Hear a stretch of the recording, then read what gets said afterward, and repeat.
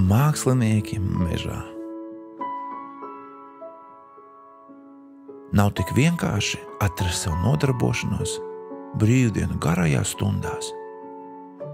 Marta, Luija un Laura dzīvo nelielā ciematiņā pie meža. Tā ir lieliska vieta, lai atpūstos, sapņotu, bet dažkārt laiks velkas tik lēni, ka pat visprātīgākais bērns sāk domāt par blēņām. Ar Martu, Luiju un Lauru tā nekad nenotiek. Viņiem nekad nav garlaicīgi. Viņu mazās galviņas ir ideju pilnas. Dažkārt mežs pārvērš par kaujas lauku, kurā cīnās drosmīgi bruņinieki. Citu reizi Laura iztēlojas, ka veco koku stumbri ir masti kuģim, kurš lēni slīd pa jūru. Šodien bērnu prātus ir pārņēmusi traka doma, kā zibens spēriens un bums. Viņi visi to apjūsmo. Tas būs tik interesanti, iesaucas Laura. Lieliski, saka Marta. Neviens vēl nekad ko tādu nebūs redzējis. Iešu meklēt otas un krāsas, nolēma Laura. Luija smaida, viņš nepacietīgi gaida, kad māsa atgriezīsies. Laura, Luija un Marta aizrautīgi ver vaļā krāsu traukus. Es sākšu ar zaļo, paziņo Luija.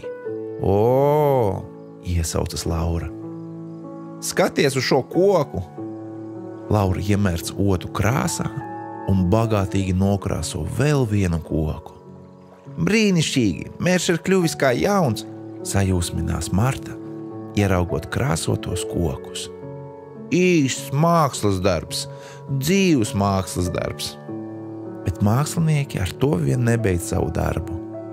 Viņi nolēma, ka viss, pilnīgi viss ir jāpārkrāso, pat vismazākā vabolīte. Aizraujušies ar apgleznošanu, Laura, Luija un Marta ķerās arī pie fermas dzīvniekiem. Tie gan nav tik paklausīgi un bēg prom, klāti ar punktiem, riņķiem un krāsu traipiem. Tas nav smieklīgi, rukšs Sīvēns. Man nevajag brilles, mauj govs. Palīgā, ķērts vistu māte. Satrakojušies dzīvnieki metās bēgt, un Marta ar Luiju nokļūs šā nevaldāmā bara pašā viducī. Nu arī viņi ir notriepti ar krāsu. Izbeidziet, kliedz Marta, apstājieties! Dienas beigās viss ciemats atgādina košu krāsu paleti.